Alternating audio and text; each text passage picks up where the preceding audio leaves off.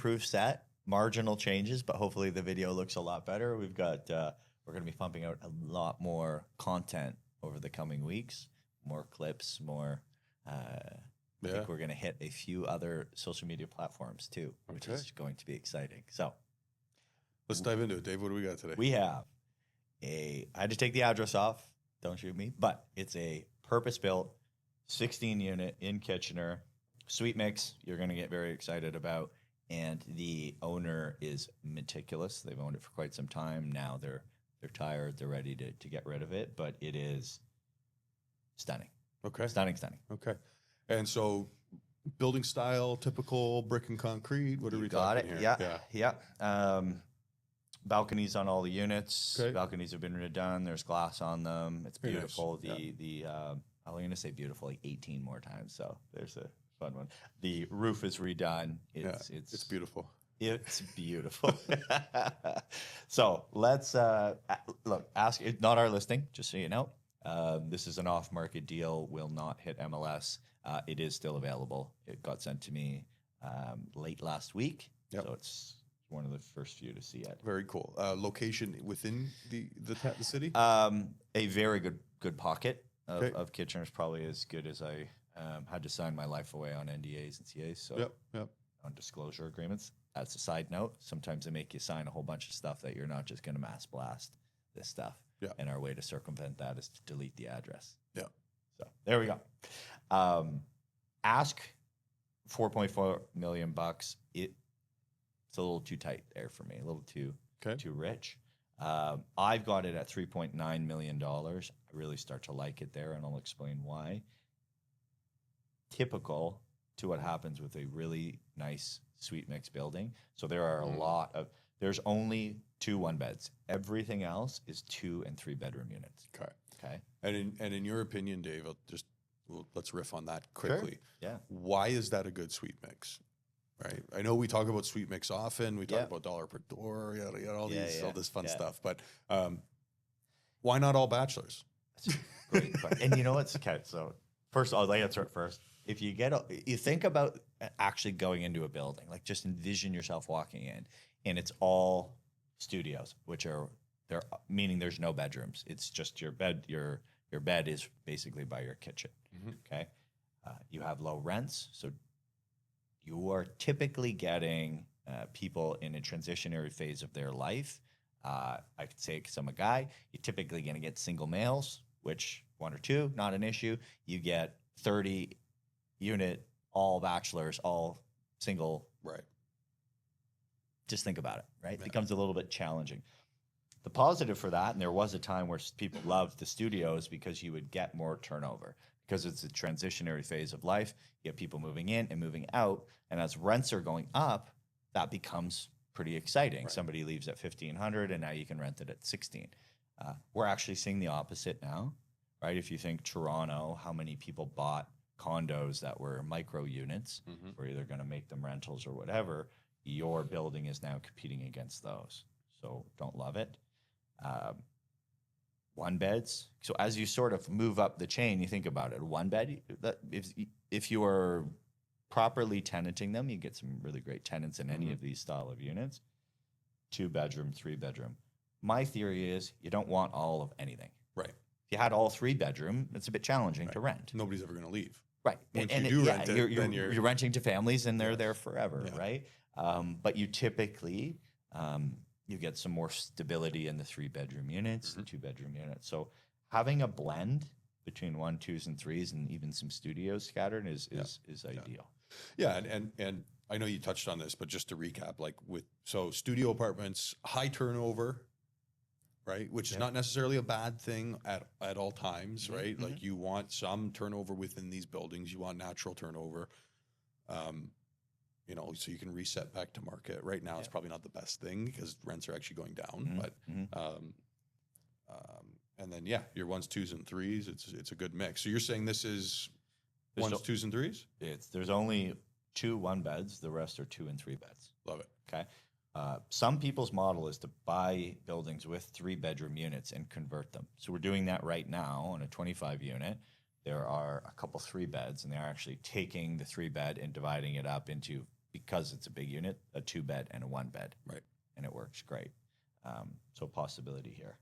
So if we dive a little deeper into it, the reason I like it at 3.9, let's break that down.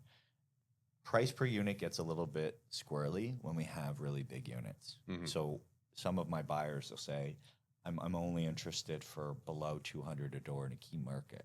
The challenge with that being your framework and your filter is, what happens if I show you an all 3-bedroom building? Mhm. It isn't going to be 200 a unit. Right. Or, hey, I can get you that under 200 unit, but now it's all studios and Right, I one can get you to beds, right? 150. Are you Yeah, interested? exactly. So, like everything, it has to work cohesively. You typically don't want to give one solid, I will only look at it if it's 200 a unit or whatever. So, at 3.9, it's 243 a unit, which again, I would imagine, even if I just told you that metric, your gut's going, it seems a little bit expensive. Depends on the area, though, right? Like that's the other factor to that dollar per door, Yes. right? And also the cap rate. Yep. You know, if it's truly within a great neighborhood of Kitchener, like you look at historical data in Kitchener, and It's not crazy. from what I've seen is usually it's above 200, even on the older stuff, 100%. right? agree And with you. 210, 220, 230. Yeah, I wouldn't. It's not It's not crazy. out to lunch. And if you take the story of all of the capital has been done to the building, so it's a beautiful building, right? You put that factor into it, all of a sudden your 243 seems potentially a good deal. So at that price, we are a 5.77 cap. Okay. Okay. So that's not bad. And when you say, I know you keep saying it's beautiful, but like rents are stabilized. Is it turnkey? Is it What's great is value it add? has. What's the buzzword here? So here's if you've been on calls with me, everyone laughs because they always do this. But here's the spectrum that exists. So we have fully value add, which is it's a really rough building and you have very low rents, all the way to turnkey, which is it's fully renovated and has all market rents. Think brand new building. Right. Okay. Somewhere along the scale, most people exist. Less people exist on the outskirts. Most people are somewhere in the middle. So this one, if we slide it, it's probably closer towards the turnkey mark, but it's certainly not there. There's still a good amount of lift in it. Right. So at market rent, applying a kind of 5.5, 5.75 cap, we're at 4.8 million, which is 300 a door. So at 3.9, that gives us a good solid amount of lift, right? It's like 800 grand, which is 25% lift on it. Market rents on some lower rents on others. So here's a 1-bedroom for $854, and we have somebody paying $2,100, for example, $2,270. So a good mix. Yeah. So listen, you're going at a 5.77. Yep. Cap. Let's call it a 5.8. You're going in at a 5.8 cap, which for the location, assuming it's in a good location, I like those numbers a lot. Me too. Right. Me too. That is going in with a very and this is, I'm assuming, with the new CMHC underwriting. Well, this piggybacking from last this week. is not the new CMHC. Ooh, so it's actually a 5.5 cap, is what you're telling me, Dave. We So- got to update it, but yes. So this is, in fact, what we'll do maybe on the next show is update this with the new ones to see how much of a difference there is. That'd be That's a good idea. So it'll change it. It won't make it dramatically different. When I show you the next sheet, I think I'll show you there's some pretty good buffer in it. So $3.9 million purchase price. You need about $760,000 capital for the deal. So that's just under 600 grand for the down payment. Land transfer tax is about 84 grand. I built out the lender fee and the mortgage broker fee at 1%. That's another 66,000. Then reports and whatnot, another, call it 20. So 760 grand. Okay. At those numbers, with the deal as it exists today, at a 4.25% interest rate, you can hit a 1.3 debt cover. Okay. Pretty awesome. Yep. This is going to be in the weeds here, but because we can hit a 1.3 debt cover, that will allow us two options with CMHC. We can go with a 10-year locked-in rate or a 5-year locked-in rate. And right now, the 5-year locked-in rate is quite cheap. Yeah. In fact, as of today, you'd probably be getting a rate at about 4%, which means your debt cover is 1.35. Yeah. Pretty dramatic. So going back to your, if we or when we update with CMHC's new benchmark guidelines, we're still going to be well within the context of hitting our numbers. And so let's kind of round this thing up. Who's the buyer profile for this?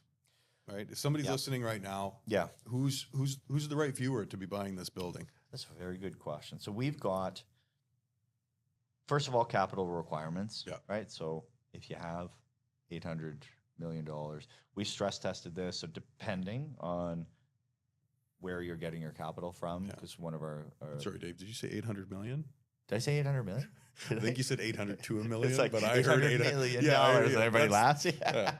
That was a Everybody just exited this video, and now we're watching something else. that was a Dr. Evil Yeah. reference, right? $100 million. Sorry, 760,000. 760,000. $800,000. Right. Okay. Yeah. Thank you for Just clarifying. want to catch that before you went too far. Million. No, you could buy a few of these with that. So, buyer pool. We see people with capital, professionals, busy individuals, right? The ones that want to have natural forced appreciation. So the things that make real estate boring but exciting: mortgage pay down, appreciation. Yeah. People that don't want to have their phone ringing every day with something going wrong. Right. This is the style of building where the value is still there. You're not buying fully turnkey, but these are the ones where if you get a good property management instilled, you're probably gonna, I always say this, people laugh, forget you own the building. Mm-hmm. I'm sure you're the same. Like, have some buildings that you just over time think, oh my gosh, I haven't thought of this for a while. Doesn't mean you forgot you own it, but this is one of those. Yeah. So good location. It's got going in cash flow. There's some lift of long-term appreciation there. So let's say this is the generational wealth builder, right? This is somebody that wants to own this building for a long time, pass it down to the kids. They're not looking to get in there and start renovating.